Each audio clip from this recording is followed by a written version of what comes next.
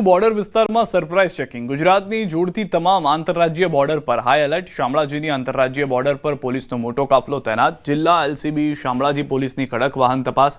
15 police અધિકારીઓ સહિત 100 police જવાનો દ્વારા સરપ્રાઇઝ ચેકિંગ। જિલ્લામાં આવેલ રાજસ્થાન અને ગુજરાતને જોડતી સરહદ ઉપરની ચેકપોસ્ટો ઉપર રૂટીન વાહન ચેકિંગ કરતા વધારાનું સરપ્રાઇઝ વાહન ચેકિંગ હાથ ધરવામાં આવેલું છે। જે અનુસંધાને કુલ જુદી જુદી 6 ચેકપોસ્ટો ઉપર આશરે 100થી વધારે પોલીસ જવાનો અને 15થી વધારે પોલીસ અધિકારીઓ દ્વારા સરપ્રાઇઝ વાહન ચેકિંગ હાથ ધરવામાં આવેલું છે। દિલ્હીમાં થયેલા કાર વિસ્ફોટ બાદ સમગ્ર દેશમાં હાઈ એલર્ટની સ્થિતિ છે। આ સંજોગોમાં જે રતનપુર બોર્ડર છે, શામળાજીની જે આંતરરાજ્ય બોર્ડર છે, ત્યાં પોલીસ દ્વારા મોટું સર્ચ ઓપરેશન હાથ ધરવામાં આવ્યું છે। ખાસ કરીને સરપ્રાઇઝ ચેકિંગ દ્વારા અરવલ્લી જિલ્લાની જે રાજસ્થાનને જોડતી 6 બોર્ડરો ઉપર 100થી વધુ પોલીસ કાફલો તૈનાત કરી દેવામાં આવ્યો છે। આપ જોઈ શકો છો જે પ્રકારે કે અરવલ્લી જિલ્લાનું જિલ્લા એલસીબી પોલીસ, એસઓજી, પેરાફ્લો તમામ જે તપાસ એજન્સીઓ છે એ તમામ દ્વારા અહીં તપાસ કરવામાં આવી રહી છે। ખાસ કરીને જે કાર છે, કારને ખાસ તપાસવામાં આવી રહી છે, કારણ કે જે પ્રકારનું જે આખું ટેરર રેકર્ડ સામે આવવાનું હતું કે જેમાં કારના આધારે વિસ્ફોટ થવાના હતા દેશભરમાં, તેનો ખુલ્લો પાડવામાં આવ્યો છે। અને આ પ્રકાર જોઈ શકો છો દ્રશ્યોમાં કે જે ઉચ્ચ અધિકારીઓ છે જિલ્લાના, તેઓ સ્થળ પર પહોંચ્યા છે। તેમની હાજરીમાં કાર ચેકિંગ કરવામાં આવી રહ્યું છે। સરપ્રાઇઝ જે ચેકિંગ મોડાસા શહેરમાં છેલ્લા 2 દિવસથી ચાલી રહ્યું છે, તેને સંલગ્ન અહીં બોર્ડર વિસ્તારમાં પણ સર્ચ ઓપરેશન ખાસ જોવા મળ્યું છે। ઉચ્ચ અધિકારી છે, આપ જોઈ શકો છો કે રાજસ્થાન તરફથી આવતા જે વાહનો છે તેની ખાસ કડક ચેકિંગ કરવામાં આવી રહ્યું છે, કારણ કે જે પ્રકારે જે વિસ્ફોટ થયો દિલ્હીમાં લાલ કિલ્લા પાસે, ત્યારબાદ જે ગુજરાતની તમામ જે બોર્ડરો છે ત્યાં હાઈ એલર્ટની સ્થિતિ છે। આ સંજોગોમાં પોલીસ કોઈપણ પ્રકારની ચૂક રાખવા માંગતી નથી, તે હાલ દેખવા મળી રહ્યું છે। હાર્દિક પટેલ, ન્યૂઝ 18 ગુજરાતી, અરવલ્લી। વાવ, થરાદ, દિયોદરમાં યુરિયા ખાતરની ઘટ। પૂરતા પ્રમાણમાં યુરિયા ખાતર ન મળતા ખેડૂતોની કતારો। એગ્રોની દુકાન પર માત્ર 30 ટન ખાતર આવતા હાલાકી। તમાકુ, ઘઉં, રાયડો સહિતના પાક માટે ખાતરની તાતી જરૂરિયાત। વહેલી સવારથી મોટી સંખ્યામાં ખેડૂતો કતારોમાં લાગવા મજબૂર। વાવેતર સમયે પૂરતા પ્રમાણમાં ખાતરની ખેડૂતો કરી રહ્યા છે માંગ।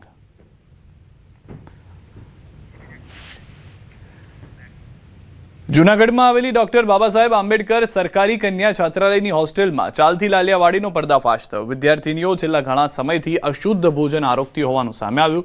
વિદ્યાર્થીનીઓ દ્વારા અવારનવાર અધિકારીઓને રજૂઆત કરવા છતાં પણ કોઈ સાંભળતું ન હોવાના આક્ષેપો લાગ્યા। ભોજનમાં ઈયળો, જીવાત નીકળવી, બેડશીટ વગરના ગાડલા, ખંડેર હાલતમાં શૌચાલયો અને ટપકતી છત જેવી અનેક સમસ્યાઓથી કંટાળીને વિદ્યાર્થીનીઓ રોષે ભરાઈ, જેને પગલે વિદ્યાર્થીઓએ ભારે હોબાળો મચાવ્યો। 230 જેટલી વિદ્યાર્થીનીઓ હોસ્ટેલમાં રહે છે, પરંતુ તે હોસ્ટેલના રૂમ પણ જર્જરિત હાલતમાં જોવા મળ્યા।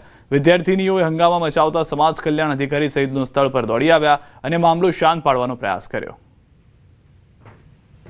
જૂનાગઢમાં અનુસૂચિત જાતિ સમાજની જે યુવતીઓ માટેની હોસ્ટેલ આવેલી છે, સરકારી હોસ્ટેલ, ને તેમાં આજે યુવતીઓ દ્વારા હોબાળો મચાવવામાં આવ્યો। તો જોઈ શકો છો સીધા દ્રશ્યો કે 200 જેટલી યુવતીઓ છે ત્યાં હોસ્ટેલમાં રહે છે અને તેમના દ્વારા વિવિધ જે મુદ્દાઓ છે તેને લઈને હોબાળો કરવામાં આવ્યો। ખાસ કરીને જે ભોજન છે તે ભોજન વ્યવસ્થિત ન અપાતા આજે યુવતીઓ છે એકત્રિત થઈ છે અને રોષે ભરાયેલી છે। યુવતીઓ સાથે જ વાત કરીશું। શું કહેશો બેન, તમારું નામ અને કેવી પરિસ્થિતિનો સામનો કરવો પડે? મારું નામ રાઠોડ મોનિકા અને હું આંબેડકર કન્યા છાત્રાલયમાં રહું છું। અમને 7મ 8મ પછી જમવાનું સારું નથી આપ્યું। એ બાબતે આજે અમે 230 છોકરીઓ આંદોલન કર્યું છે કે અમને કોન્ટ્રાક્ટર બદલાવો અને જમવાનું સારી ક્વોલિટી આપો, બરાબર। અમને એમાં પાણી, ઈયળ, જીવડા બધું જોવા મળ્યું છે। જે અમે રોજ જમીએ છીએ એના લીધે 10 થી 15 છોકરીઓની એવી હાલત થઈ છે કે જેને એડમિટ થવું પડ્યું છે, જેમાં હું ખુદ પોતે 3 વખત એડમિટ થયેલું છે। એ સિવાય આ હોસ્ટેલની તમે અંદરની હાલત જોવો, નથી અમને બેડ આપતા કે નથી ડેસ્ક કે કાંઈની, બાથરૂમમાંથી પાણી પડે છે અને ડેસ્ક પણ નથી। એવી આ કન્યા છાત્રાલયની હાલત છે જે આજે ન્યૂઝ આવ્યું એમાં અમે દેખાડ્યું છે બધું કે આવી હાલત છે। આપણી સાથે અન્ય જે અહીં રહેતી યુવતીઓ છે, બેન તમે ક્યાંથી અભ્યાસ કરવા અહીં આવો છો, કેવી સ્થિતિ છે અને રૂમની કેવી સ્થિતિ, કયા કયા મુદ્દાઓ છે તમારે અહીંયા? હું માણાવદર તાલુકાના ખડિયા ગામથી આવું છું। હું લગભગ 4 થી 5 વર્ષથી અહીંયા હોસ્ટેલમાં છું અને છે ને બધા રૂમમાંથી લગભગ અમુક જ રૂમ એવા છે કે એમાંથી પાણી નથી પડતું। 3-4 વર્ષથી પાણી પડે છે। પછી આ વખતે તો એ લોકોએ છે ને બેડિંગ પરની જે બેડશીટ, ચાદર એ કંઈ નથી આપ્યું, એમ કીધું છે કે અમને ગ્રાન્ટ નથી મળી।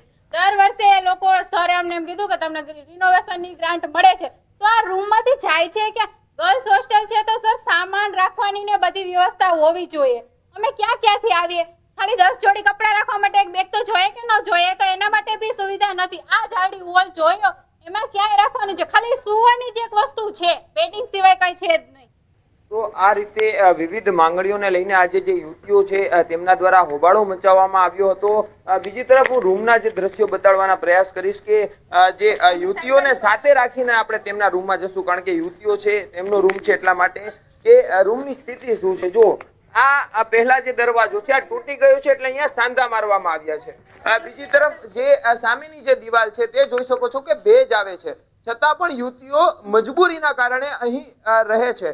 ખાસ કરીને આ અનેક જે માંગો છે અનેક વાર કરવામાં આવી, પરંતુ અત્યાર સુધી આ યુવતીઓની માંગ કોઈ સાંભળતું નથી. જ્યારે આજે હોબાળો કરવામાં આવ્યો છે, જોવાનું રહ્યું કે અધિકારીઓના પેટનું પાણી ક્યારે હલે છે અને ક્યારે આ યુવતીઓની માંગો સંતોષાય છે. અમાર બખાઈ, ન્યૂઝ 18 ગુજરાતી, જુનાગઢ. દીકરીઓની મારા જ સમાજની દીકરીઓની રજૂઆત મળતા હું અહીં કોન્ટ્રાક્ટર તરીકે આવેલો અને જે રજૂઆતો હતી રજૂઆત સાંભળી અને તાત્કાલિક ધોરણે એનું સોલ્યુશન કરી નાખ્યું છું. એનો જે જથ્થો બદલાવાનો પ્રશ્ન હતો તાત્કાલિક અત્યારે જથ્થો બદલાવેલો છે અને સાથે એની ભોજનની જે કાંઈ એની માંગણીઓ હતી એ અત્યારે માંગણીઓ પૂરી કરી તાત્કાલિક નવી રસોઈ બનાવી. દીકરીઓની બીજી જે રજૂઆતો છે, બીજી જે ફેસિલિટી છે એને રિલેટેડ એ દરેક જે ફેસિલિટી છે એના લિસ્ટ આઉટ અમે કરીશું. દીકરીઓના પ્રશ્નો જે છે એ અમે લઈને એનું સોલ્યુશન આપણે તાત્કાલિક કરીશું. ડોક્ટર બાબા સાહેબ આંબેડકર સરકારી કન્યા છાત્રાલયની હોસ્ટેલમાં હોબાળા મામલે કલેક્ટરે હોસ્ટેલની મુલાકાત લઈ વિદ્યાર્થીનીઓ સાથે વાતચીત કરી. જમવાનું સારું ન બનતું હોવાની ફરિયાદને લઈને કોન્ટ્રાક્ટરને નોટિસ આપવામાં આવશે. એમાં અમે જેના કોન્ટ્રાક્ટર છે એને નોટિસ આપી અને એની સામે કાર્યવાહી કરવાનો નિર્ણય કર્યો છે. ઉપરાંત જે વોર્ડન બેન છે જેને પણ જવાબદારી છે બધી વસ્તુ ચેક કરવી, ક્વોલિટી જાળવવી, એમને પણ નોટિસ આપી અને એની સ્પષ્ટતા માગીને કાર્યવાહી કરવાનું નક્કી કર્યું છે.